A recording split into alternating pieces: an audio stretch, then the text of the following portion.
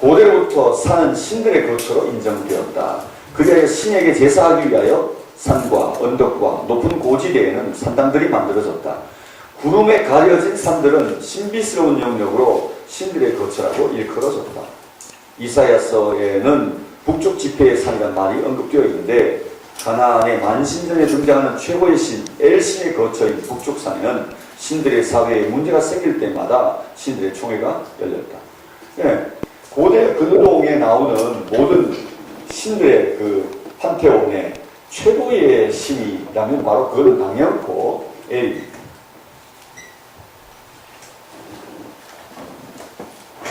엘신은 나중에 점점 이제 나이가 드니까 은퇴하고, 그래서 그가 은퇴하에서 머무르고 있는 것이 바로 북쪽 지폐의 산이라고 불려지는 그 산.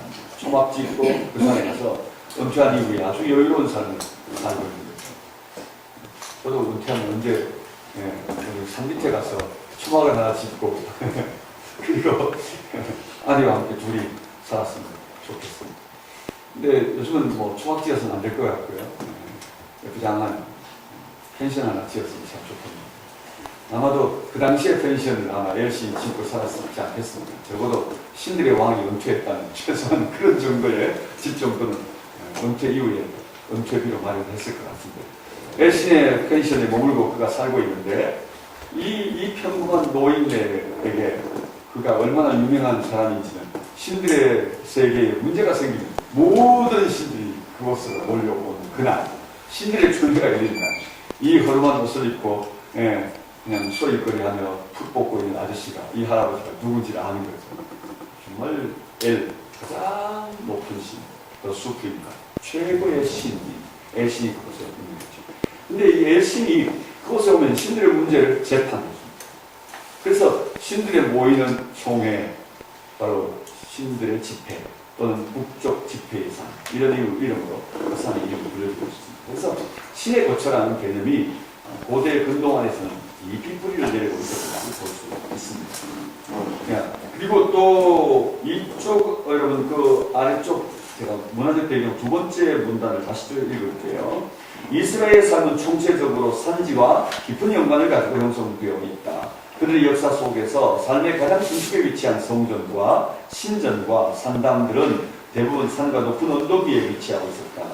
또한 이스라엘의 농경은 일부 평야를 제외하고는 대부분 바로 이 산지에 형성된 계단식 농경이었다. 그들의 거주지도 산지 위에 건설되어 있었다. 여러분, 산이 말이에요. 그러니까 그들의 거주지고, 또 다른 산은 신들의 거주지고, 그리고 산에는 그들의 일터인 농경지가 형성되고, 산에서 그들이 싸우니 산의 영웅들의 이야기도 산과 관계되어 나타나고 있고, 다볼산도 그랬고, 또 죽었던 사울의 이야기도 그리심산이나 길보아산이 나타나고 있었습니다. 뭐 다 영웅들의 이야기가 이 산과 밀접한 관계를 가지고 있지 않습니까? 그러니 그야말로 이스라엘은 산에서 살고 산에서 일하고 그리고 산에서 죽어 묻히고 그리고 또 산에서 온갖 말씀을 받고 산과 깊은 관계가 있는 민족이었던 거죠. 그러니 산의 민족이었던 겁니다. 그리고 그들의 신은 산의 신이고 이스라엘의 신앙은 산의 신앙이라고 말할 수 있다고 얘기할 수 있습니다. 자, 여러분, 산은 생각해 보니까 정말 이스라엘은 뗄래야 뗄 수 없는 깊은 이야기가 담겨 있습니다. 여러분, 성경은 또한 산으로부터 온 책이라고 말해도 좋은 것입니다. 그 이야기 가장 중요한 한 텍스트를 차지하면 바로 시내산에서 이스라엘 백성들에게 얘기해 준 바로 계시일 것이고, 그리고 신약에서 가장 중요한 텍스트 하나를 잡아보면 그야말로 산상수훈이라고 말씀하셨던 팔복의 말씀, 바로 그 예수님의 빼어난 복음인 그 말씀일 텐데요. 다 산으로부터 온 것이 산의 복음이고 산의 책이 바로 성경입니다. 자, 그렇다면 요약, 산은 지리적 경계입니다. 그리고 또 산은 피난처가 됩니다. 산은 제단을 쌓는 곳입니다. 산은 신의 거처고요. 산은 신의 계시가 있었던 곳이고 산은 예언자들의 거처가 되었습니다.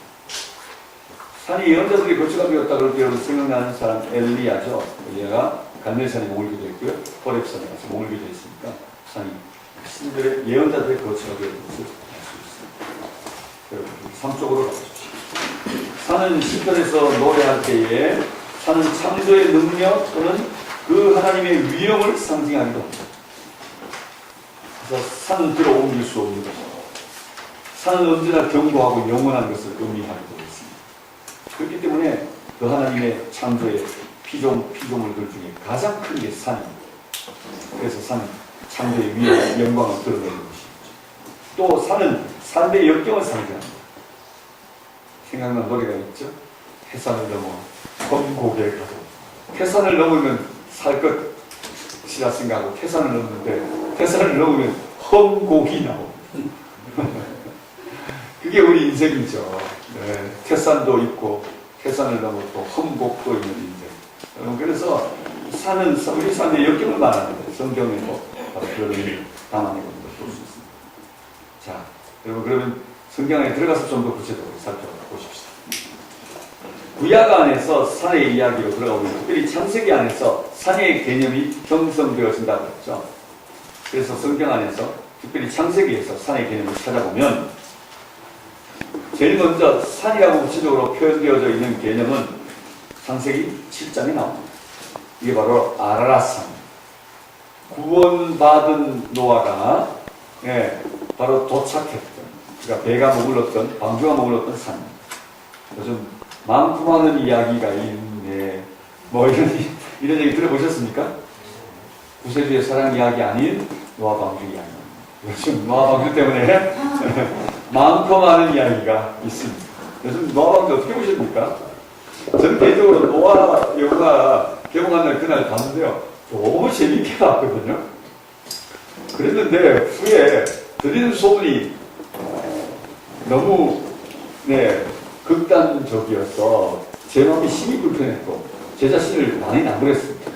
목사가 깨어있지 못하고 그날 밤에 그 사탄의 영화를 은혜 받고 나오다니 저 사실 너무 은혜 받고 나와가지고 저희 스태프들하고 같이 갔는데 저희 스태프들은 옆에서 막 또 왜 저러냐면서 뭐 이렇게 특별히 노아방주에서 두발가인이 발견될 때 저건 또 뭐냐 하면서 막 너무 슬퍼하고 절망하더라고요. 저도 조금 깜짝 많이 놀랐습니다. 고객님 많이 놀라셨나요? 엄마가 그러더라고요. 두발가인이 타는 거 보고 저도 많이 놀랐는데 많이 놀랐지만 애써 진정시키면서 뭐가 있겠지 막 이러면서 계속 기대하는데 또 너무 멋있게 또 이렇게 마지막에 함이 그냥 두발가인을 찔러 죽이려고 하면서 아싸 하면서 정말 계속 은혜 받으면서 그래 맞아 하나님의 교회 안에도 여전히 저런 두발가인 같은 인간들이 있을 수 있어. 끝까지 싸우고 죄악 같은 거 우리는 승리해야 돼. 막 저는 계속 은혜 받으면서 막 성경 말씀이 진리인지 아닌지 깨어있어야 되는데 얼마나 사탄적인 것이 많은지 막 깨어있어서 그걸 살펴야 되는데 그런 거 보지 못하고 모든 상황이 계속 은혜 받고 저는 막 아멘 막 계속 그러다가 굉장히 피곤한 날이었는데요. 다 가면 존다고 예언하였으나 저는 가서 크게 깨어 기도하고요. 그리고 은혜 받고 나올 때만 가슴이 푹 돼서 그날 밤에 쉬 잠이 오지 않았습니다. 그렇게 은혜 받았는데 그 다음날 막 SNS에 막 난리가 났더라고요. 그래서 깊이 회개하고 저를 깨우지 못했구나.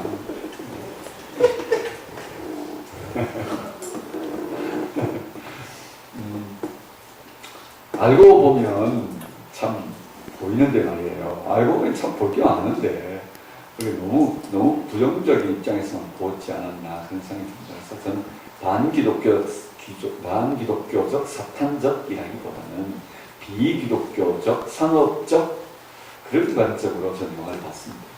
그리고 그렇게 본 이상 제게는 교훈만 가득했어요. 영화는 어떻게 만들어졌냐의 관점에서 본 게 아니고 영화가 말하는 게 뭐냐, 영화가 뭘 말하고 싶으냐 그걸 저는 봤기 때문에 그냥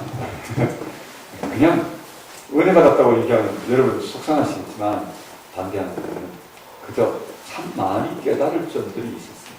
또 다르게는 많은 성경에 노아의 관계들이 한 석 장 안에서 표현하고 담아내지 못하는 이야기를 2시간 20분의 영화적 상상으로 풀어내는 많은 이야기들이 그동안 제가 생각하지 못한 것에 인사이트를 던져주었습니다. 제가 인사팀을 본 것 중에 두세 가지가 있는데, 뭐, 예를 들면, 광주에 태웠던 모든 짐승들의 배설물과 음식, 먹는 양식은 어떻게 해결했을까? 이런 것들에 대한 대답은 잠재우는 것으로 해결하는 것을 보면, 와, 좋은 인사이트 있다, 이런 생각이 들었거든요. 예를 들면, 뱀이 방주로 탈애할 때, 노아의 아내가, 뱀도 같이 가요? 그렇게, 잠시 노아가 주저하다가, 그럼, 인간이 더러워진 거지. 인간이 악한 거지. 뱀들은 타야 된다. 같이 한다. 이렇게 결정한 내용 안에, 아, 뱀에 대해서 그들이 고민했구나. 그래, 왜 아니 했겠는가. 한 번도 생각해보지 못한 인사이트였어요, 사실은. 네. 마지막에 여러분, 노아가 벌거벗고 술 취해 있는 장면을 저는 세 아들 중에 하나들이 저주받고 특별히 가나안을 의미하고 있는 가나안 땅, 저주받아야 될 땅이죠. 가나안 민족 저주받아야 되고 가나안 문화, 가나안의 우상 저주받아야 되니까 반가나안적 모티브가 사실 함으로부터 출발되니까 그 사건을 설명하기 위하여 모세, 특별히 노아가 모세에 의해서 술 취한 것을 통해 함을 저주하는 스토리가 거기서 등장하고 있어서 저는 뭐 그런 맥에서 늘 보았던 터라 그런 인사이트를 생각하지 못했습니다. 노아는 무결한 완전한 의인으로 저는 생각하지는 않았습니다. 노아는 하나님의 은혜를 입은 자였지 완전한 의인이 아닙니다. 당대의 다른 이들과 비교하여 상대적으로 의인이었다는 것이죠. 그렇지만 무결한 하나님 앞에 의인은 아닙니다. 여러분 그런데 인간으로서의 고뇌를 찾아보지 못했어요. 저는 한 번도 생각하지 못했어요. 그가 인간이었다는 것을 저는 느꼈어요. 왜냐하면 방주에서의 사건, 여러분 영화가 아니고 성경 안에서요. 방주에서 그는 찬송하고 기도하며 구원 얻은 것을 기쁨만 하고 있었을까 생각합니다. 저는 그렇지 않다고 생각합니다. 인간 노아는 고뇌했을 겁니다. 네. 모두의 신음소리가 방주 밖에서 들려오고 발버둥 치고 살려달라고 하는 비명 소리가 들리고 그런데도 그 방주문을 그저 열 수 없을 뿐만 아니라 열지 않고 버티고 가는 노아의 괴로움, 인간의 괴로움. 여러분 사람이면 그거 괴로워해야 합니다. 그게 사람입니다. 그래서 나중에 그가 자기 자식을 신의 명령 때문에 살렸다는 것 때문에 그죠? 자기가 고뇌하는 것이나 영화적으로 풀어내는 것을. 그러나 저는 영화적인 것이 아니라 성경 안에서 고뇌하는 노아의 모습을 저는 거기서 찾은 겁니다.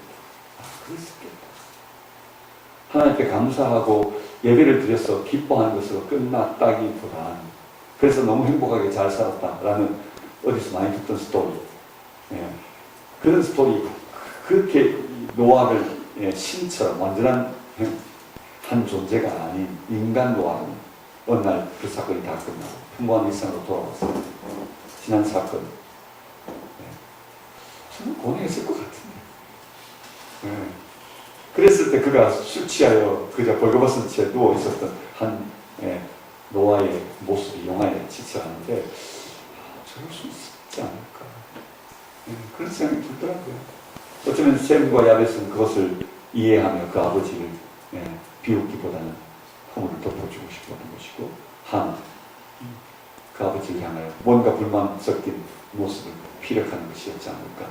그래서 저는 참시 여러분 노아의 스토리 이후에 벌거벗은 스토리는 저는 그렇게 생각해 봤거든요. 그런 인사이트가 있어서 그냥 저는 꽤 어쨌든 유대인, 대련 감독이 유대인이었으니까 유대인 다음 그런 모티브들을 끌고 가는구나 이런 생각이 들었어요. 재미있게 봤습니다.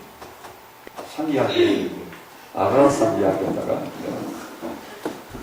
종종 제가 강의하다가 삼천포로 빠질 때 여러분들께서 다시 올라갑시다 이렇게 말씀을 하셔요. 산으로 가야지. 산으로도 가면 안 되죠? 오늘 월요일 아침이군요. 배는 산으로 가면 안 되는데 노아 시대 외에는 근데 우리의 주제는 산으로 가야 합니다. 자, 노아의 배는 산으로 갔습니다. 그래서 도착한 것이 아라랏산이었죠. 그러면 그 산에서 내용에 담는 것은 심판이죠. 그리고 또 다르게는요, 구원입니다. 그렇죠? 그 산은 심판과 구원의 이미지를 아라랏산이 담고 있는 거죠. 그 다음에 또 다른 산이 나오는데 바로 아브라함의 이야기에서 등장하는 창세기 22장에 모라야. 여러분 이 모리아산도 여러분 그곳에 심판의 의미가 담기고 구원의 의미가 함께 담기지 않습니까? 특별히 구원의 의미가 더 극대화되지 않습니까? 또 다르게는요 롯이 구원을 받을 때도 한 산, 지정해 준 한 산, 소아래 있는 한 산인데 정확하게 산 이름은 정정하지 않습니다. 그 산이 소알산이라고 해주셨습니다. 동굴이 있는 한 산에서 구원을 받습니다. 그리고 그 테마 전체는 소돔 고모라의 심판 이야기와 또 다르게는 구원 이야기가 이 산과 어울려 나타나는 것을 볼 수 있습니다. 그러니 여러분, 창세기 산 이야기에는 정확하게 심판과 구원의 의미로 산의 이야기가 등장하고요. 또 다르게 모리아산에서도 하나님의 음성이 들려오고요. 그리고 아라랏산에서도 하나님의 음성이 들려오는데 기억할 만한 음성입니다. 아라랏산에서 들려온 하나님의 음성은요, 내가 다시는 물로 세상을 심판하지 않겠다 라는 것입니다. 그리고 하나님 무지개 언약을 세우신 것입니다. 그리고 또 다르게는 이 모리아산에서는 어떤 음성이 들려옵니까? 내가 이제야 네가 나를 경외하는 줄 알았다 라고 하신 음성입니다.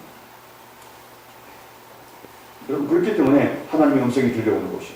창세기 안에서 그 겸비될 수 있는 산의 개념입니다. 이렇게 개념이 시작되어져서 이 개념이 출애굽기, 모세오경을 통해 흘러가고 있는데요. 보십시오. 이 개념이 어떻게 흘러가는지. 출애굽기에 들어가면 하나님의 산이 호렙산이고 또 다른 하나님의 산, 신의 산. 사실 이 산은 동일한 산이라고 우리는 이해하지 않습니까? 그런데 어떤 건 호렙이라고 부르고 어떤 건 신의 산이라고 불렀는데 신의 산을 다른 이름 호렙이라고 부르는 것은 의미가 좀 있어 보입니다. 여러분, 이 호렙이라는 단어는 하렙라는 게 검입니다. 검, 칼입니다. 그래서 이 하렙이라는 단어는 심판의 의미를 가지고 있습니다. 칼. 그래서 엘리야가 나중에 여러분 호렙산에서 하나님의 음성을 들었을 때 그에게 주어진 모든 메시지가 죽이는 예언입니다. 가서 죽여라는 예언을 받거든요. 심판과 관계되어 있죠. 그래서 호렙산, 신의 산을 호렙이라고 말할 때 발음을 하고 나는 게 이상합니다. 호라비가 아니고 호렙이가 아니고 호렙. 신의 산을 호렙이라고 표현할게요. 그건 또 다른 의미들을 그 본문이 담고 있지 않을까 생각해 봅니다. 자, 호렙산은 소명의 산, 하나님의 음성을 듣는 산이 되어졌는데 엘리야에게도 마찬가지였고 역사서 속에, 그리고 출애굽기의 모세에게서는 분명합니다. 그래서 모세에게서는 어떤 심판이냐고요. 그동안 400년 동안 이스라엘을 괴롭혔던 바로와 그 집안들을 향한 하나님의 심판의 메시지를 담고 모세를 두고 있는 것입니다. 그래서 심판의 테마가 있는 것이죠. 그 다음에는 모세가 바로 승리의 산이 등장하죠. 그 산의 구체적 이름은 없습니다만 여호와 니시라고 하는 이름이 거기서 나타나지 않습니까? 아말렉과의 전투가 있었고 모세가 그곳에 올라서 손을 들었고 아말렉을 이겼죠.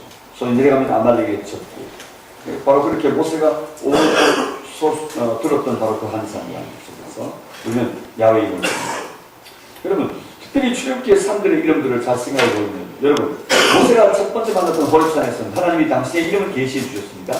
그 이름이 뭡니까? 야훼입니다. 그것은 실질적으로 하나님의 이름이라고 말하기보다는 하나님의 칭호입니다. 누구든 하나님을 이름할 수 없습니다. 고대 근동의 문화 안에서 누가 누구에게 이름하면 그의 이름을 부르면 실로 그가 그를 존재케 하는 것입니다. 그에 의하여 상대가 존재하게 됩니다. 내가 자식에게 이름을 주면 그 자식은 나의 소유가 됩니다. 내가 그를 그 땅에 존재케 하는 것 같습니다. 여부스라고 하는 성을 차지한 이후에 다윗이 그 성에 이름을 주는데 다윗성이라 이름합니다. 시티 오브 데이빗, 다윗으로 이름합니다. 다윗에 의하여 존재하는 성이 되었고 다윗의 소유가 되어집니다. 자식도 그러하고 물건도 그렇고 산도 그렇고 도시도 그렇습니다. 여러분, 라이스라고 하는 산인데 여러분 단지파가 올라가서 이름을 붙였습니다. 단. 여러분, 베델은 과거에 어떤 이름을 가지고 있었습니까? 루스라고 했죠. 그런데 누구에 의해서 이름을, 그렇지, 야곱에 의해서 베델이라고 이름함으로 베델이 되었습니다. 그래서 위에 야곱에게서는 그것이 굉장히 중요한 바로 그의 예배 처소가 되어지는 걸 볼 수 있습니다. 후에 이스라엘의 예배 처소가 되었습니다. 이건 제가 정말 아이러니컬한 것이기도 한데 잘 생각해 봐야 됩니다. 그 야곱이 이겨냈던 그 야곱의 아들들 중에 야곱이 굉장히 사랑하는 아들이 한 명 있는데요. 특별히 그의 사랑하는 아내 라헬이 죽으면서 낳은 아들, 내 우편, 내 우편의 아들, 내 오른손으로 붙든 아들이 되게 하겠다. 그래서 베냐민이 됐어요. 다른 아들들의 이름들은요, 다 어미들이 막 경쟁하면서 막 짓고 이러는데, 특별히 베냐민은 특별히 야곱의 이름을 지은 아들이고요. 내 오른편의 아들이다. 내가 붙든 아들이다. 이렇게 말했는데, 나중에 야곱의 집 베델은, 야곱의 예배 처소인 베델은 베냐민에게 주어집니다. 베냐민 지파는 너무 많이 갔나요? 아니요. 그래서 저는 그런 것들이 이렇게 비례 연결해 오면서 베냐민은 제일 작은 땅을 받았습니다. 다른 지파는 큰 땅 받고 지네들이 포기한 거고요. 네. 물리적으로는 가장 작은 땅을 베냐민이 받았는데요. 그런데 베냐민은 두 가지를 죄송합니다. 동쪽으로 보면 왼쪽에는 베델이고요. 오른쪽 끝에는 예루살렘입니다. 베냐민이 받은 땅이거든요. 송목사 혼자 즐거운 겁니까?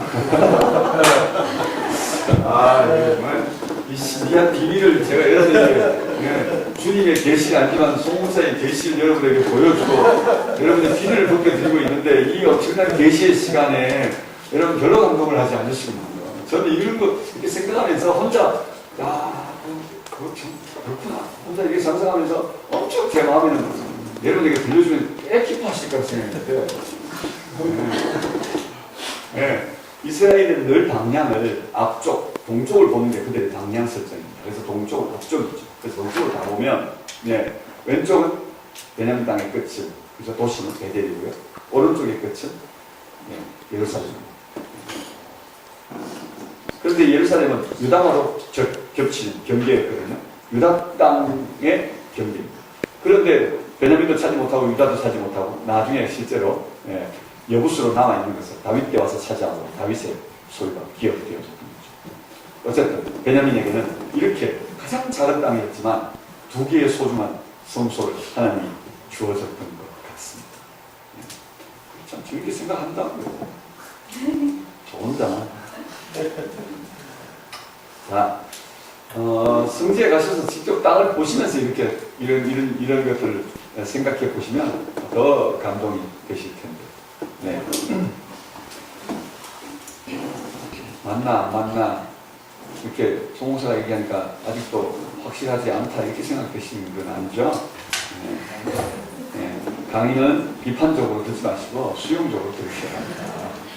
딱 한 분이 아직도 계속 저 뒤에 제 친구가 앞에 딱하게 앉아가지고 제일 늦게 봐가지고 계속 그리고 친한 친구들은 믿을 게 안 됩니다.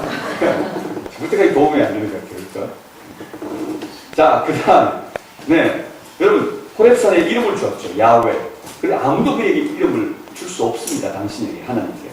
하나님 스스로 이름을 말씀하신 겁니다. 당신 이름이 뭡니까? 나는 나다 이렇게 말씀하신 겁니다. 그러면 그것은 하나님의 칭호인데 당신이 말씀하신 것이고요. 하나님의 존재 방식을 의미하는 겁니다. 여러분 그게 하나님의 칭호지만 하나님의 이름이 아니라 실제적으로 하나님의 존재 방식입니다. 나는 나다. I am that I am. 나는 스스로 존재하는 자다. 난 누구에 의하여 존재하는 자가 아니고 나는 나 스스로 존재한다. 라고 하는 당신의 존재를 드러내신 것이죠. 그리고 난 다음에 또 다른 산에서 신의 산, 죄송합니다. 두 번째 산, 신의 산. 신의 산에서 하나님께서는 거기서 당신의 여호와 나는 여호와라 나는 여호와라 이렇게 말씀하시면서 당신의 이름을 계속 선언하시는 것을 볼 수 있습니다. 신의 산에서.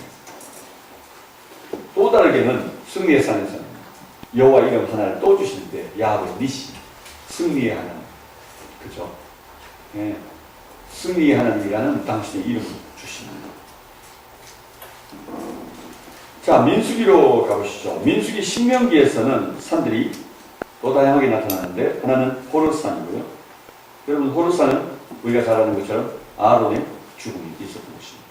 느보산은 모세가 죽은 산입니다. 여러분 그들이 산에서 살고 산에서 말씀을 받고 결국 산에서 죽는다는 이야기. 산이 그들의 무덤이 되는 이야기가 바로 여기 등장하고 있는 것이죠. 어차피 이 선지자들을 산에서 죽게 한 것은 굉장히 의미가 있어 보입니다. 왜 그들은 자기 텐트에서 죽을 권한이 없겠습니까? 그런데 그들은 특별하게 이 산으로 가서 산에서 마지막 죽음을 맞이하도록 하나님이 허락하셨을까요? 여러분, 저는 이들의 마지막 구원의 완성의 의미를 보여주는 것이 같고, 하나님의 처소에서 그들을 죽게 하는 것을 통해 하나님이 그들을 품에 안으셨다는 것을 상징적으로 보여주는 의미라고 여깁니다. 하나님의 처소에 그들이 머무는 것입니다. 자, 그리고 에발산 그리심산을 보십시오. 하나는 저주를 선포한 산이요, 하나는 축복을 선포하는 산으로서 이 산 두 산은 하나님의 말씀을 주신 산이죠. 신의 산과 같이 또 이스라엘 땅에 의미 있는 산이 되어집니다. 사사기의 산으로 와보십시오. 사사기에는 세 산이 나오는데 하나는 다볼산입니다. 다보이는 산이기도 하지만 그곳에서 역사적 하나님의 음성을 기다렸던 산입니다. 여러분, 바락이 드보라의 명령을 받습니다. 스불론과 납달리 군대 1만 명을 이끌고 다볼산으로 가라.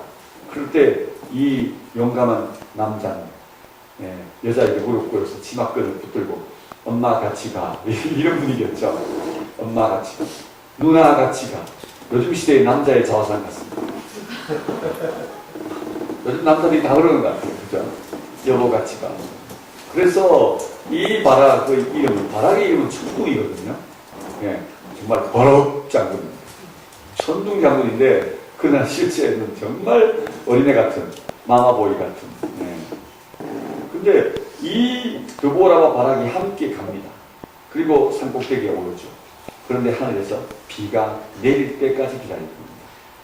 사사기 4장 5장의 이야기, 4장 스토리에서는 비라는 말을 한마디도 들을 수 없습니다만 5장 속에 보면은 하늘이 물을 내렸다 이렇게 합니다. 그리고 기손강이 표류하였다 이런 말이 나옵니다. 여러분, 하늘에서 비가 내리고 하늘이 비를 내린다 표현하지 않고 물을 내렸다고 표현하는 만큼 어마어마한 심판의 비가 내린 것 같습니다. 그리고 또 다르게 기손강이 표류하는 만큼. 그래서 이 이스라엘 군대가 좌충오돌하게 됩니다. 그리고 병거는 굴러갈 수 없게 된 거죠. 왜냐하면 이스라엘 땅, 그 충적토가 어마어마한 진구덩이가 되어지니까 굴러갈 수 없는 상황이 되어진 거죠. 그래서 여러분, 시스라가 병거를 버리고 도망가는 일이 생겼던 겁니다. 자, 그럴 때 그 상황 안에 이때가 하나님의 때다라는 것을 드보라가 바락에게 말합니다. 자, 이제 하나님이 저군들을 너희 손에 붙였다. 내려가라! 이렇게 말합니다. 자, 그럴 때 하나님의 음성을 들어보시죠. 그렇습니다. 그래서 이 다볼산도 여전히 하나님의 음성을 듣고 되어집니다. 그리심산입니다. 그리심산에 아비멜렉이 기드온의 아들 70명 중에 69명을 죽이고 한 명을 못 죽입니다. 그런데 이 한 명, 죽이지 못했던 한 명, 요담이 이 그리심산 꼭대기에 올라가서 외칩니다. 두 개의 산이 있었는데 왜 하필이면 에발산에 오르지 않고 그리심산으로 올라갔을까? 어쨌든 참 재미있습니다만 그리심산 위에 올라가서 외칩니다. 저 같으면 저주를 말하기 위하여 에발산으로 올라갔을 것 같은데 축복을 응답했던 산 그리심산으로 올라가서 거기서 외칩니다. 외치기를 나무들의 비유를 합니다. 여러분 잘 아는 무화과, 감람나무 뭐 이런 나무들을 얘기하면서 마지막에 가시나무, 바로 아비멜렉은 가시나무였죠. 가시나무에서 불이 나와서 너희들을 다 불태워버릴 것이다 이렇게 말하면서 아비멜렉은 책망하는 나무 비유를 한 곳이 바로 그리심산이었습니다. 자, 그리고 그리심산도 여전히 하나님의 음성이 들려지는 의미가 있는 것입니다. 산을 통해, 요담의 비유를 통해 아비멜렉을 향한 하나님의 음성이 있는 거죠. 그 다음에 한 산입니다. 여러분, 이 산은 입다의 딸이 애곡하러 간 산으로 나타납니다. 여러분, 입다의 딸이 왜 애곡할 때 집에서 애곡하지 않고 아니면은 여러분 강가에 가서 청개구리가 애곡하듯이 강가에 가서 애곡하지 않고 요즘 TV에서 애곡의 장소는 어디입니까? 눈물 나면 드라마 설정은 뻔합니다. 화장실로 그리고 물 틀어놓고 그리고 가서 이렇게 남자도 여자도 요즘 다 그러던데요. 근데 애곡하려면 화장실로 가야 되는데 뭐 해야 되는데 그 당시에 왜 산으로 갔는지 뭔가 이유가 있을 것 같아 보이지 않습니까?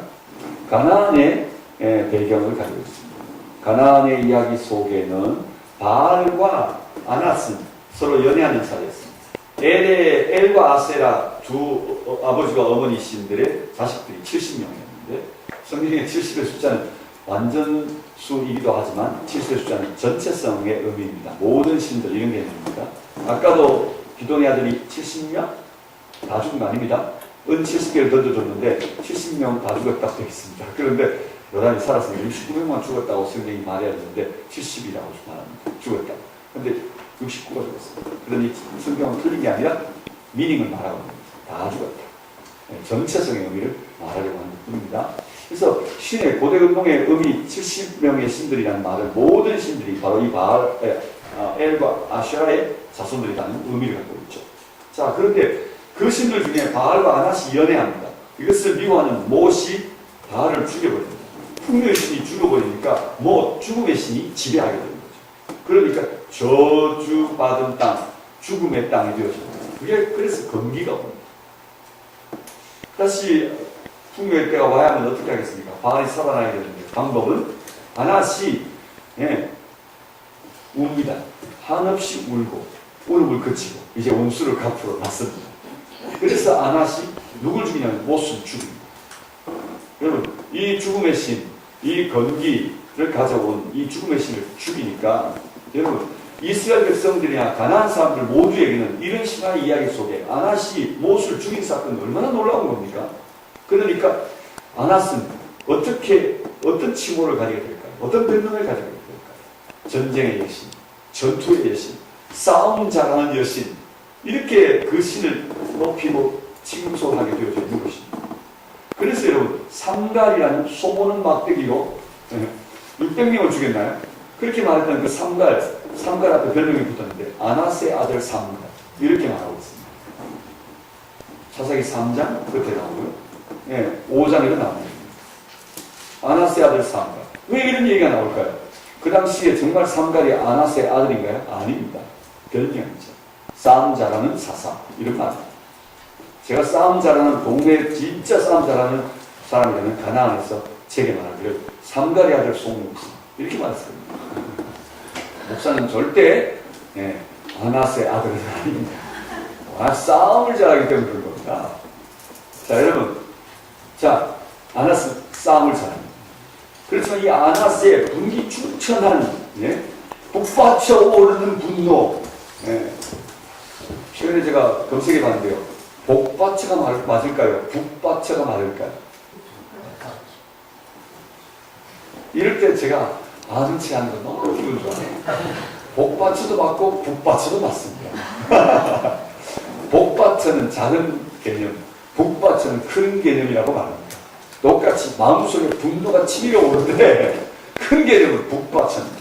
아낫이 지금 북받쳐 오르는 분노를 가지고 가는데 그렇게 가기 위해서는 옆에서 누군가가 같이 울어주며 그 분노를 더 부추겨야 합니다. 그래서 건기가 끝난 무렵쯤 여자들, 가난한 여인들은 산으로 가서 산에서 울고 있는 아낫을, 신의 처소 아낫의 그저 산이니까 거기 가서 함께 울어줍니다. 막 대성통과 울어주는 아낫이 그때서 눈물을 닦고 북받쳐 오르는 분노를 가지고 못을 가서 죽입니다. 그러면 건기는 끝이 나고 풍요의 때가 도래하니까 말입니다.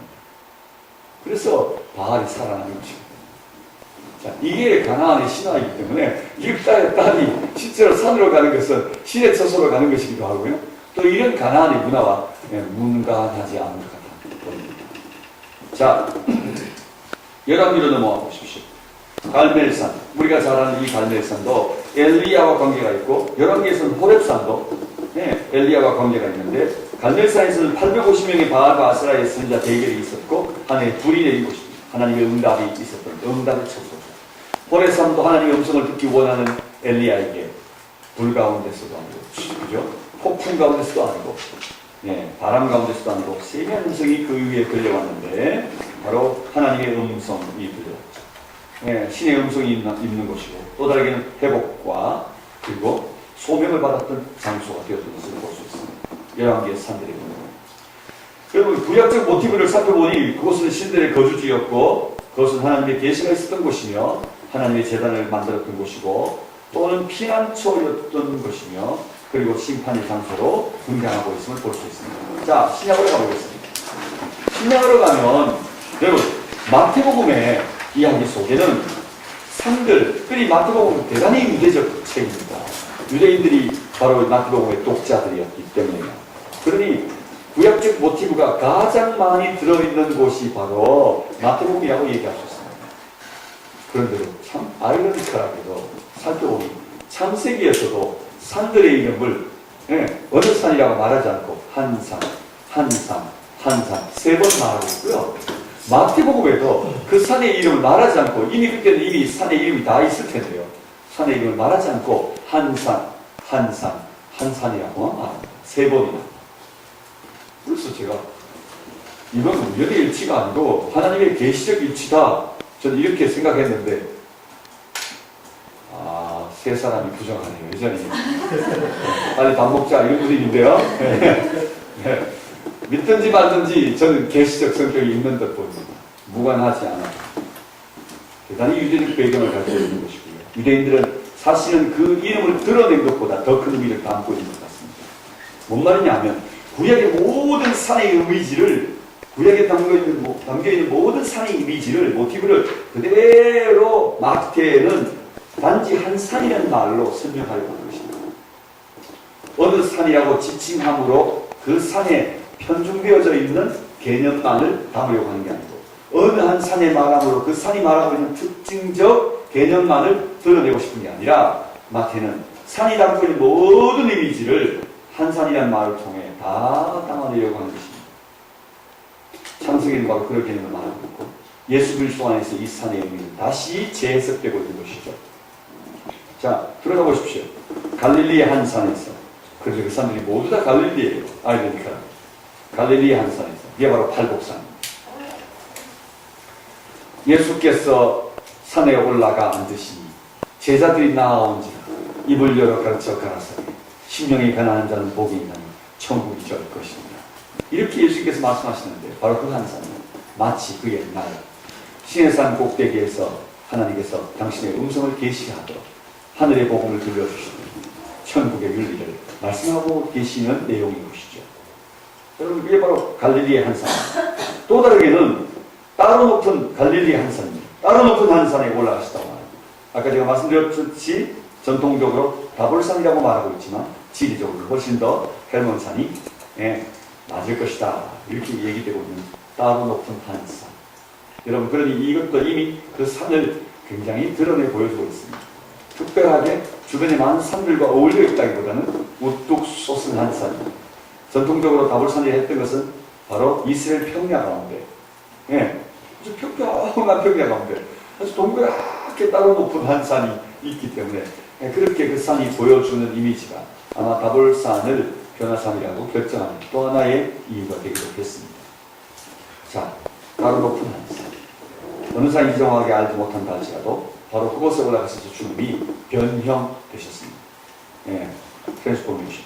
근데 이 변화의 산에서 바로 구약의 계시적 성격을 담은 두 선자가 등장하죠. 하나는 모세, 또 하나는 엘리야.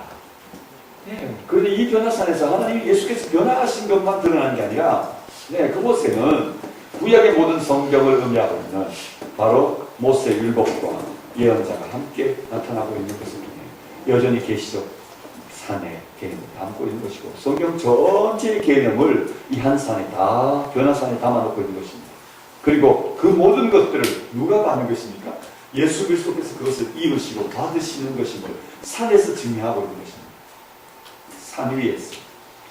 예수님이 사역을 시작하실 때에는 강가에서 세례를 받으시는 사건을 통해 하늘을 찢으시고 하나님의 음성을 들려주실 때 이는 내 사랑하는 아들이요 내 기뻐하는 자라 말씀하심으로 예수님을 확정해 주십니다. 그런데 죽음이 가까워 오시는 때 마지막 갈릴리에서부터 예루살렘을 향하여 가야 할 타이밍쯤에 정점 속에 예수님의 사역의 정점입니다. 그 사역의 정점에 변화산에서 예수께서 확정되십니다.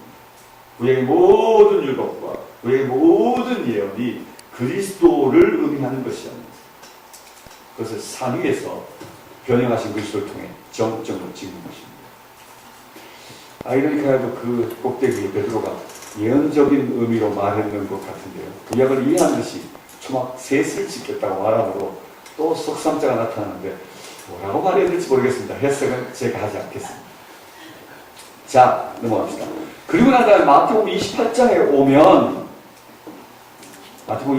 오면 예수님께서 지시하신 한 산에 또 이것도 갈릴리에 가서 보자 하시고 그리고 지시하신 한 산에서 말씀하십니다. 여러분 정말 특별하게 마태복음 28장에 나오는 지시하신 한 산은 바로 마지막 주님의 명령, 온 땅 모든 족속을 향해 가라 하시는 바로 선교적 명령이 그곳에 주어지고 있는 것입니다. 하늘과 땅의 모든 권세를 가지신 그분, 그것을 아버지께서 예수 그리스도께 맡기셨단 말입니다. 아버지께서 내게 주셨습니다. 여러분, 그러면서 아버지께서 예수 그리스도에게 하늘과 땅의 모든 권세를 위임하셨고 그 하늘과 땅의 모든 권세를 가지신 그분께서 산 위에서 명령하고 계십니다. 그러니 우리는 구약의 모든 산의 개념을, 그저 신약의 공세에 나타나는 모든 산의 개념을 다 집중하여서 여러분 바로 이 산 위에서 모든 민족을 향하여 명령하시는 주의 명령을 들어야 됩니다. 하늘과 땅의 모든 권세라는 말 안에 이미 담겨 있기도 하지만 정말 계시적 선입니다.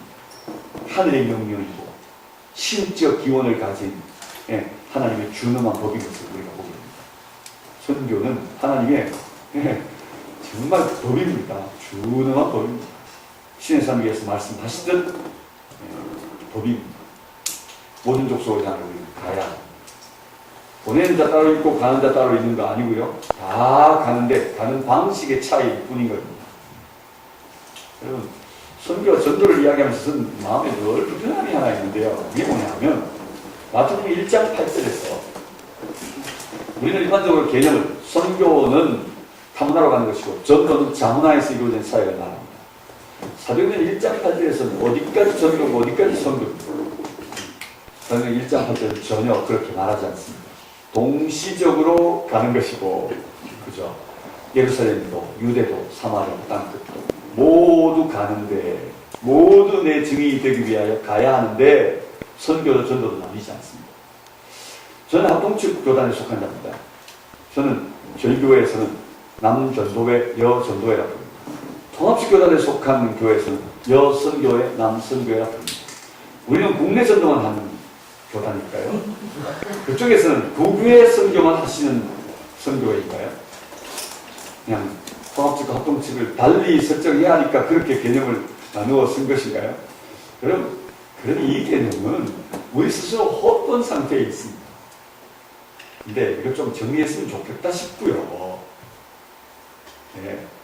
사역적 구분을 위해 그렇게 썼다 하더라도 좀 이제는 달리 써야 할 것 같습니다. 통합적으로. 그리고 또 하나는요. 그렇게 하다 보니 어떤 일이 생겼냐면 가는 자와 보내는 자가 따로 있게 된 겁니다. 보내는 자는 실제로 안 가는 자입니다. 돈만 내는 자입니다. 안 해도 된다는 선교 안 해도 된다는 또 하나의 핑계거리를 남기게 되었습니다. 이제는 모두가 가는 시대입니다. 여러분, 이 준엄한 마태복음 28장 명령 앞에서 우리 모두가 가는 자로 하나님께 다시 써야 합니다. 자, 그러면 이 얘기가 계시록에서 어떻게 일배를 맺고 있나요? 여러분, 계시록 구절을 마지막으로 찾겠습니다. 이거 빨리 반복으로 가야 되겠죠. 계시록은 성경 찾기 되게 쉽죠? 네, 구약 성경 마지막에 붙어 있잖아요. 아무도 안 속군요. 최소한 그 정도 실력은 있다. 뭐 이런 정도인 거죠. 네, 계시록 6장부터 보겠습니다. 네, 계시록에 나오는 산은 이제 창세기에서 시작해서 어떻게 열매를 맺고 있는지 6장 16절 보십시오. 산들과 바위에게 말하되 우리 위에 떨어져 보좌에 앉으신 이의 얼굴에서와 그 어린 양의 진노에서 우리를 가리라. 여러분, 산은 구약에서 피난처로 설명되었습니다. 예수님께서도 마태복음에서, 그죠? 24장에서 산들로 피난하라고 말씀하십니다. 산은 피난처로 시작되었습니다. 산은 움직이지 못하고 산은 견고한 것이고 산은 영원한 것이고 하나님이 창조한 것 중에 가장 큰 것입니다. 여러분, 그런데 이제는 산으로 피해갈 시간이 없어. 그만큼 급박한 진노, 급박한 심판. 또 다르게는 심지어 움직이지 못할 정도로 그는 두려움 앞에 직면해 있어. 그 큰 산이, 하나님의 피조물 가운데 가장 큰 그늘을 가지고 있는 그 큰 산이 와서 우리를 덮으라고 요청하고 있습니다. 내가 산을 향해 피해가는 게 아니라 산이 와서 우리를 덮으라고 말합니다. 역사 속에 한 번도 없었던 일이고 역사 속에 한 번도 사용하지 않았던 언어가 등장합니다. 피난처에 관한 이야기인데 산은 피난처고 산은 도피처인데 이제는 이 산을 도리어 불러 자기를 덮으라고 말하는 개념이 계시록에 나옵니다. 산을 이해하고 나면 이 말이 엄청난 말인 것을 보게 됩니다. 정말 마지막 진노의 순간 심판의 날이 어떤 의미인지를 우리에게 들려주는 굉장히 역설적 산의 개념이 표현되고 있는 것이죠. 그 다음 가볼까요? 8장 8절입니다. 둘째 천사가 나팔을 부니 불 붙는 큰 산과 같은 것이 바다에 던져지매 바다의 3분의 1이 피가 되고요. 여러분, 산이 불을 붙는다. 그런 심판의 의미가 여기 극렬하게 살아났고요. 불타는 산, 누구든지 교만하거나 스스로 크다 하는 것들, 그렇죠? 높다 하는 것들, 이것이 하나님의 심판이 임하는 것을 보여주는 것입니다. 그리고 또 다르게는 이 산이 말이죠, 바다에 던집니다. 한 번도 없었던 일입니다. 산들이 바다에 던집니다. 바다는 본래 두려움이 잠습니다. 바다는 끝과 깊이를 알 수 없는, 그죠? 정말 신비한 것입니다. 그래서 이 바다를 스올이라고 말합니다. 끝을 알 수 없는. 그래서 죄를 바다에 던지면요, 찾아올 수 없다고 말합니다.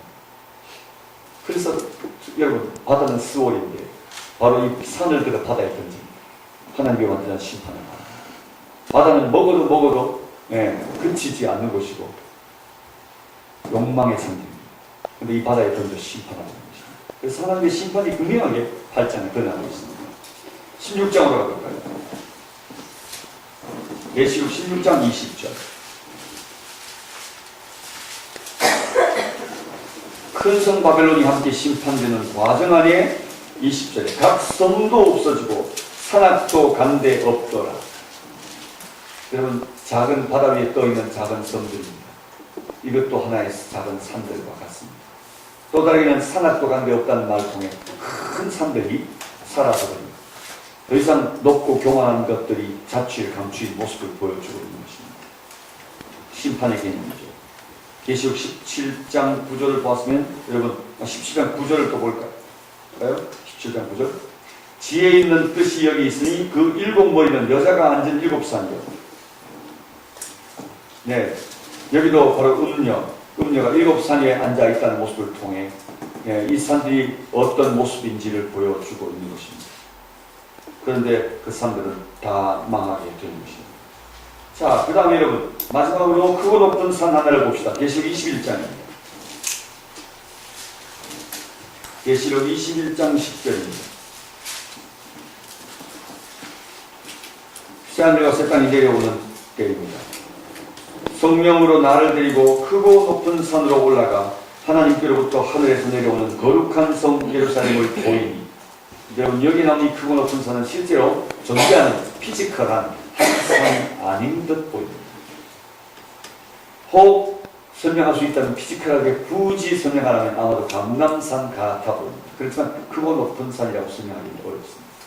예루살렘을 잘 내려다 보이는 산으로서 예루살렘과 조합을 맞추기에 맞다면 크고 높은 산 감람산, 예루살렘을 잘 내다볼 수 있는 산, 그래서 예루살렘 이야기와 예루살렘을 잘 볼 수 있는 산으로 감람산과 시온산의 조합을 설명할 수 있습니다. 피지컬하게.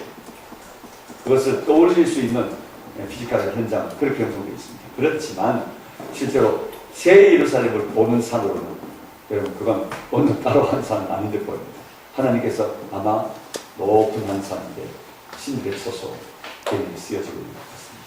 하나님이 계신 처소에 그를 세우고, 그리고 이 땅에 내려오는 한 산을 보게 하시는 장면 같아 보입니다. 하나님의 영광의 도성이 하늘로부터 내려오는 것들을 보여주시고 계십니다. 하나님의 계시 또는 하나님의 처소에서 바라보는 새로운 우리의 처소이야, 산이야, 마지막 결론이 되어지는 것을 볼 수 있습니다. 이 예루살렘은 산입니다.